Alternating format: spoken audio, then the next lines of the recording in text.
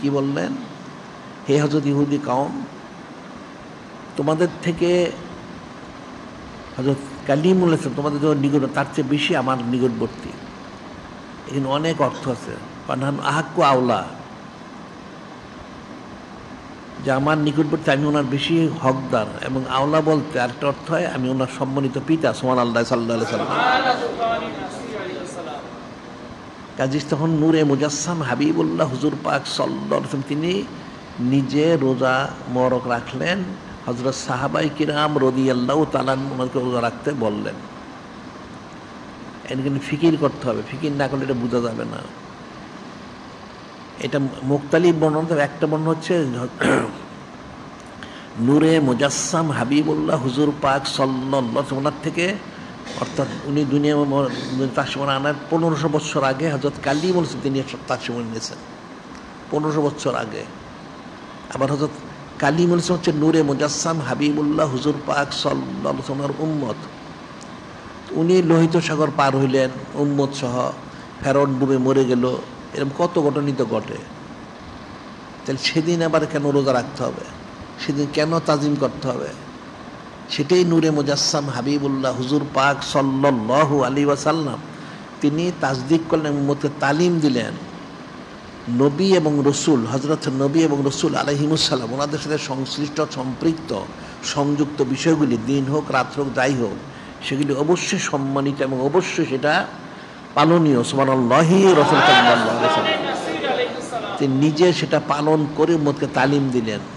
এখন তাই যদি হয় আশুরা শরীফ, তাহলে আখেরি 4 সোমবার শরীফ কতটুকু পালনীয় এটা ফিকির করতে হবে। 2 নম্বর গেল। 3 নম্বর বলা হয় কোরআন শরীফের মধ্যে রয়েছে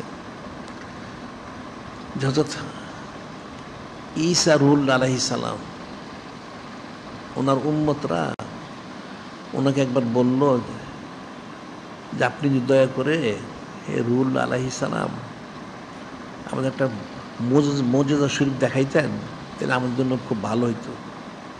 আপনি যে রসুল, তাহলে আমাদের ইমানটা আরো মজবুত হতো।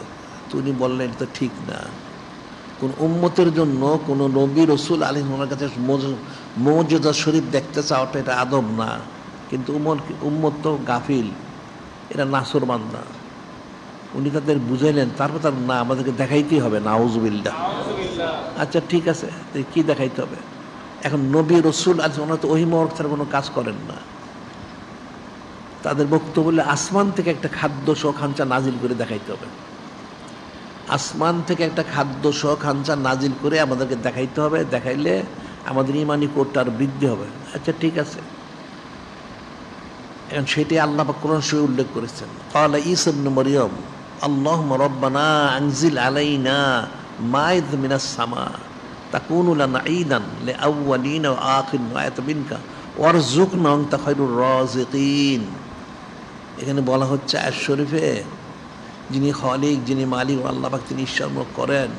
ক্বালা ঈসা ইবনে মারইয়াম, হযরত রুহুল্লাহ তিনি বলতেছেন আল্লাহুম্মা রাব্বানা আনজিল আলাইনা, আয় আমাদের রব তাআলা আপনি দয়া করে আনজিল আলাইনা আমাকে নাজিল করুন মায়দাতাম মিনাস সামা।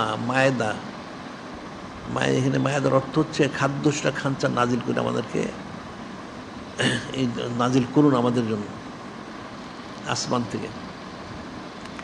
তাহলে কি হবে? তাকুনু লানা ঈদান, তাকুনু লানা ঈদান, এটা আমাদের জন্য এই দিনটা, আমার উম্মতের জন্য এই দিনটা খুশির ঈদের দিন হবে। সুবহানাল্লাহি সাল্লাল্লাহু আলাইহি ওয়াসাল্লাম লিআউয়ালিনা ওয়া আখিরিনা ওয়া আয়াতাম মিনকা, আমার উম্মত এই শুরু থেকে শেষ পর্যন্ত যত উম্মত আসবে সকলের জন্য এই দিনটা ঈদের দিন, খুশির দিন হবে।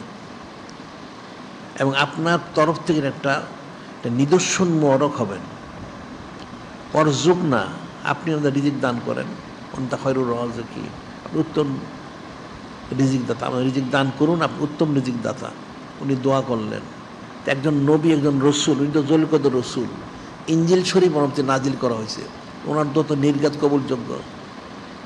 তিনি যখন এই দোয়াটা করলেন তখন যিনি খালিক, যিনি মালিক আল্লাহ পাক তিনি বললেন ঠিক আছে, ক্বাল আল্লাহু ইন্নী মুনাজ্জিলু আলাইকুম, হে হযরত রুহুল্লাহ আলাইহিস সালাম অবশ্যই আপনি যে দোয়া করছেন, আপনি তো অবশ্যই কবুলযোগ্য। আমি অবশ্যই খাদ্য সুখাঞ্চা নাজিল করবো,